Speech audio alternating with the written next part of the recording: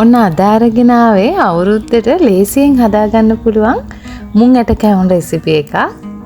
මුං කැවුම් හදනකොට ගොඩක් කට්ටියට එපා වෙන දෙයක් තමයි මේක ගොඩක් වෙලා නීට් කරන්න ඕන ප්‍රශ්නේ. එහෙම නැතුව පොඩ්ඩක්වත් අතින් නීට් කරන්න නැතුව හරිම ලේසියෙන් හැබැයි සොෆ්ට් එකට මුං කැවුම් හදාගන්න විදිහ තමයි අද අරගෙන ආවේ. හරිම ලස්සනට මම මේ මුං කැවුම් ටික හදන හැටි ඔයාලට කියලා දෙනවා. ඉතින් බලමු කොහොමද හදන්නේ කියලා. ආදරණීය මතක් කිරීමක් තියෙනවා. ඔයා අද නම් මගේ channel එකේ වීඩියෝ එකක් මුලින්ම බලන්නේ channel එක subscribe කරගෙනම මාත් එක්ක එකතු වෙන්න කියලා. මම මෙතන මුං ඇට ග්‍රෑම් 200ක් අරන් තියෙනවා. ග්‍රෑම් 200කින් තමයි මම හදන්නේ. මුං ඇට ටික හොඳට හොදලා තමයි මෙතන අරගෙන තියෙන්නේ. මේ ටික කබලේ බෙද ගන්න ඕන. මතක ඇතුව මුං ඇට ටික හොදපු ගමන්ම බෙද ගන්න ඕනේ. එහෙම නැත්නම් මුං ඇට ටික පෙඟෙනවා. හොදපු ගමන්ම මේ විදිහට භාජනයකට දාලා මද ගින්දරේ හිමීට මේ ටික බෙද ගන්න. කොළ පාට නැති වෙලා දුඹුරු පාටකට වෙනකන් කර ගන්න නැතුව මුං ඇට ටික බෙද ගන්න ඕන. එක ඇටයක් කාලා බලන්න පුළුවන්. ඇටවල අමු රස නැත්තම් මුං ඇට ටික බැදිලා ඇති. මේ බලන්න කොළ පාට ගතිය නැති වෙලා දැන් තියෙන්නේ. මේ ගානට බෙතුනහම මුං ඇට ටික බැදිලා ඇති. මේක දැන් ඔයාට බ්ලෙන්ඩ් කරගන්න පුළුවන්. ඔයා කැමති නම් ටිකක් කෑලි හිටින්න එහෙම නැත්තම් කුඩු වෙන්නම බ්ලෙන්ඩ් කරගන්න පුළුවන් නිවෙන්න තියලා. මම මෙතන හාල් පිටි ග්‍රෑම් 300ක් අරන් තියෙනවා. මුං ඇට ග්‍රෑම් 200ට හාල් පිටි ග්‍රෑම් 300යි. මෙතන තෙත හාල් පිටි මං අරන් තියෙන්නේ. ඒ නිසා මේ ටිකත් මං කබලේ බෙද ගන්නවා. ඔයාට පුළුවන් බෙදපු හාල් පිටි ගන්න. එහෙම වුණොත් නැවත මේ විදිහට බදින්න ඕනේ නැහැ. හාල් පිටි වල තෙත ගතිය නැති වෙනකන් මේ විදිහට බෙද ගන්න. මතක ඇතුව හාල් පිටි බදිනකොට ඝනකම් භාජනයක බෙද ගන්න. එහෙම නැත්නම් පිටි ටික පිච්චිලා යනවා. ගින්දර අඩුවෙන් තියලා විනාඩි 4ක් විතර බදින්න. අපි අර අලුව හදන පදම වගේ වෙනකන්. ඒ කියන්නේ පිටිවල තියෙන තෙත ගතිය නැති වෙලා වැලි වගේ සැහැල්ලු ගතියකට එනකම් මේක බෙදගත්තාම හොඳටම ඇති. මෙන්න මේ වගේ හරිම සැහැල්ලු වෙලා තියෙන්නේ. මෙන්න මේ ගානේදී පිටි එක බැදිලා ඇති. අනිවාර්යෙන් පිටි ටික හලා ගන්න. එහෙම නැත්නම් මේ කැට දිය වෙන්නේ නැතුව යනවා. මේ පිටි එකත් එහෙමම නිවෙන්න තියන්න. මේ තියෙන්නේ කොටාගත්ත මුං ඇට ටික. මන් ටිකක් කෑලි හිටින්න තමයි කොටාගෙන තියෙන්නේ. එහෙම වුණාම මුං කැවුම් එක හරිම රසට තියෙනවා. මේක පැත්තකින් තියාගෙන දැන් පැණි එක හදාගමු. ටිකක් ඉඩ තියෙන භාජනයක් ගන්න. සීනි මේස හැඳි 3ක් එකතු කරලා කැරමල් එකක් හදාගන්න ඕනේ. ගොඩාක් තද පාටට ගන්න එපා. මොකද මුං ඇට වලත් පාට තියෙන නිසා ගොඩාක් තද පාටක් ගන්න ඕනේ නැහැ. වතුර කෝප්ප 2ක් මේ වෙලාවේදී එකතු කරන්න මෙෂරින් කප් වලින්. ඊට පස්සේ සීනි ග්‍රෑම් 300ක් එකතු කරන්න. හාල් පිටි ගත්ත ප්‍රමාණයෙන්ම සීනි ගන්න ඕනේ. පැණි එක හදාගන්නකොට මතක තියාගන්න ඕන දෙයක් තමයි ගොඩාක් උකුවට පැණි එක හදාගන්න නැහැ. එහෙම වුණොත් තමයි කැවුම් ගොඩක් හයි වෙන්නේ.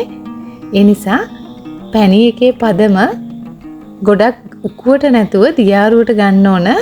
ඔයාට පුළුවන් මෙන්න මේ වගේ බුබුලු දාගෙන එනකොට වතුර භාජනයකට පැණි චුට්ටක් දාලා බලන්න. පැණි ටික වතුර එකේ විසිරීලා යන්නේ නැතුව අඩියම රැඳිලා තියෙනවනම් පැණි එකේ පදම හරි. එහෙම නැත්නම් මේ විදිහට බලා ගන්නත් පුළුවන්. ගොඩාක් නූලට ඇදෙන්නේ නැති ගානට එනකොට රස්නේ තියෙද්දිම ලිප ඕෆ් කරලා මුං ඇට පිටි ටික එකතු කරගන්න ඕනේ. ඒ ටික දාලා කලවම් කරගෙන හාල් පිටි ටික ටික එකතු කරගන්න.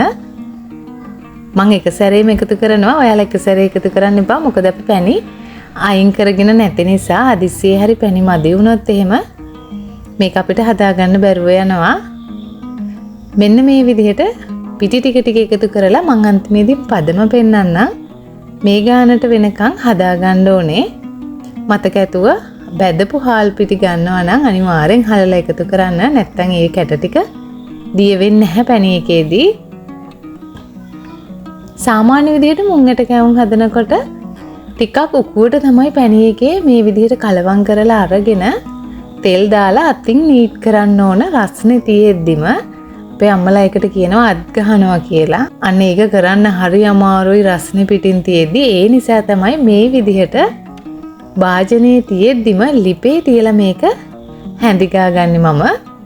මේ බලන්න මෙන්න මේ වගේ දියාරුවට තමයි අපේ මිශ්‍රණය තියෙන්න ඕන. කොයිම වෙලාවකවත් ඝනකමට ගන්න එපා මේ මිශ්‍රණය. දැන් මම ලිප ඔන් කරනවා. ලිප ඔන් කරලා මේක හිමීට අඩු ගින්දරේ කලවම් කරගන්නවා. අපි අර අතින් කරගන්න එක තමයි මේ භාජනයෙන්ම කරගන්න යන්නේ. මං විනාඩි 2-3ක් විතර කලවම් කරාට පස්සේ පදම පෙන්නන්න. මේ බලන්න ටිකක් ඝන වෙලා ඒ වුණාට මේක නෙමෙයි පදම. තව ටිකක් වෙලා මේක හැඳි ගන්න ඕන. හැන්දට එක ගුලියට වගේ වෙනකන් මේක හොඳට කලවම් කරගන්න ඕන. මේ බලන්න දැන් පදම හරි. හැන්දට සේරම එකට එනවා. හැබැයි තෙත ගතිය තියෙනවා. ගොඩාක් වියලියට ගන්න එපා. මොකද මේක නිවෙනකොට තව ටිකක් ඝන වෙන නිසා. දැන් ලිප ඔෆ් කරලා චුට්ටක් වෙලා මේක නිවෙන්න තියන්න. නැත්තම් මේක අල්ලන්න හරිම අමාරුයි. මේ බලන්න ටිකක් නිවෙනකොට පැණි උකු වෙලා මේක තව ටිකක් හයි වෙලා තියෙන්නේ. දැන් මේ විදිහට කොටස් 3කට විතර හැන්දකින්ම මම මේක කඩා ගන්නවා. මේ වෙලාවේදීත් අල්ලන්න හරිම අමාරුයි. රස්නෙන් තියෙන්නේ. හැබැයි ටිකක් රස්නෙන් තියේදී තමයි මේක තුනී කරගන්න ගන්න ඕන. පොල් තෙල් මේස හැඳි 4ක් විතර එකතු කරගන්න. එතකොට තමයි මේක හොඳට ලස්සනට නීට් කරගන්න පුළුවන් වෙන්නේ. මෙන්න මේ විදිහට හැන්දෙම මම කොටස් 3කට විතර කඩලා මේක නීට් කරන්න ඕනේ නැහැ දැන්. දැන් මේක තුනී කරලා කෑලි කපා ගන්න තමයි තියෙන්නේ. කෑලි කපා ගන්නකොට ඔයාට පුළුවන් ඇල්මිනියම් තැටියකට වගේ දාලා එහෙම නැත්නම් කේක් තැටියකට වගේ දාලා මේක කෑලි කපා ගන්න. කොයිම වෙලාවකවත් ලෑල්ලක් උඩට වගේ දාන්න එපා. පිටිය ගන්නත් එපා. එතකොට මේකේ පදම වෙනස් වෙනවා. එහෙම නැත්නම් ඔයාට පුළුවන් මෙන්න මේ වගේ ඉටි කොලයක ඔයාට කැමති විදිහට කෑලි කපා ගන්න. හරිම ලේසි මේ විදිහට ඉටි කොලයක් උඩ තුනී කරගන්න එක. දෙපැත්ත හරවගෙන හොඳට තුනී කරගන්න. හරිම රස්නේ මේක. රස්නේ පිටින්ම තමයි තුනී කරගන්න ඕන. මම දැන් කෑලි කපා ගන්නවා. ටිකක් ලොකුවට තමයි මම අද මේ කැවුම් ටික කපා ගන්නෙ. ඔයාට මම මේ කියපු ප්‍රමාණ වලින් ගත්තොත් සාමාන්‍ය ලොකු කැවුම් 35ක් 40ක් විතර හදා ගන්න පුළුවන්. මේ බලන්න මෙන්න මේ විදිහට ටිකක් ගන්න කමට ගන්න. ගොඩාක් ගන්න නැතුව මේ ගන්නට ගත්තාම හරිම ලස්සනට කැවුම් ටික හදා ගන්න පුළුවන්. ඒ විදිහට අයිනේ කපන කෑලි ටික ඔයාට පුළුවන් රස්නේ තියෙද්දිම ආයෙම ගුලි කරලා ඔයාට ඕන හැඩයට නැවත කපා ගන්න. මේ තියෙන්නේ මම මේ විදිහට කපාගත්ත කැවුම් ටික. දැන් මේක මෙහෙමම තියලා බැටර් එකක් හදා ගන්න ඕන. මේක දවට ගන්න. බැටර් එක හදා ගන්න විදිහත් හරිම වැදගත්. එතකොට තමයි කැවුම් එක ලස්සනට එන්නේ. තෙත හාල් පිටි ග්‍රෑම් 100ක් මෙතන අරන් තිනවා. ඒකට පාන් පිටි මේස හැඳි 2යි, කාකුඩු තේ හැඳි කාලයි, ලුණුකුඩු තේ හැඳි භාගයයි එකතු කරලා මේක මම කලවම් කරගන්නවා. අනා ගන්න ඕන පොල් කිරි වලින්. පොල් කිරි මිලිලීටර් 125ක් මට ගියා. ඒ සේරම දාලා මම මේක හොඳට කලවම් කරගන්නවා. ගොඩාක් දියාරුවට ගත්තොත් කැවුම් එක ලස්සනට එන්නේ නැහැ. ඝනකමට ගත්තොත් හපන්න බැරි තරම් හයිය වෙන්න පුළුවන්. ඒ නිසා සාමාන්‍ය තරමකට උකුවට තමයි මේ බැටර් එක ගන්න ඕන. මෙන්න මේක තමයි පදම. මෙන්න මේ ගානට බැටර් එක හදාගන්න. බැටර් එක හදාගත්ත වෙලාවෙදිම අපිට කැවුම් ටික බෙද ගන්න පුළුවන්. කැවුම් බදිනකොට බැටර් එකේ දවටන්න ඔයාට ගෑරුප්පුව පාවිච්චි කරන්න පුළුවන්. හරිම ලේසි ඒක. ගෑරුප්පුවෙන් මේ විදිහට අරගෙන තෙලට දාගෙන බෙද ගන්න පුළුවන් ඔයාට දැන් මේ කැවුම් ටික. මං එකින් එක කැවුම් බදින්න ඕන හින්දා පොඩි භාජනයක තමයි මේක බෙදගන්නේ. මොකද එක සැරේ කැවුම් 2-3ක් බදින්නත් පුළුවන්. එහෙම වුණොත් බැටර් එක එකට ඇලිලා කැවුම් ටික එකට ඇලිලා වගේ තියෙනවා. හොඳ නිමාවකින් කැවුම් හදාගන්න බැරි වෙන නිසා මං එකින් එක තමයි කැවුම් ටික අද බෙදගන්නේ. මේ බලන්න මේ විදිහට හදාගත්තාම හරිම ලස්සනට මුං කැවුම් ටිකක් ඔයාලටත් හදාගන්න පුළුවන්. බලන්න බැටර් එක පදමට ඇවිල්ලා තියෙන නිසා හරිම ලස්සන නිමාවකින් කැවුම් ටික තියෙනවා. මේ බලන්න හරිම ලස්සනට ඒ වගේම හරිම රසට තියෙනවා මුං කැවුම්. ඉතින් ඔයාලටත් මේ විදිහට හදලා බලන්න පුළුවන් මේ අවුරුදු කාලෙදී.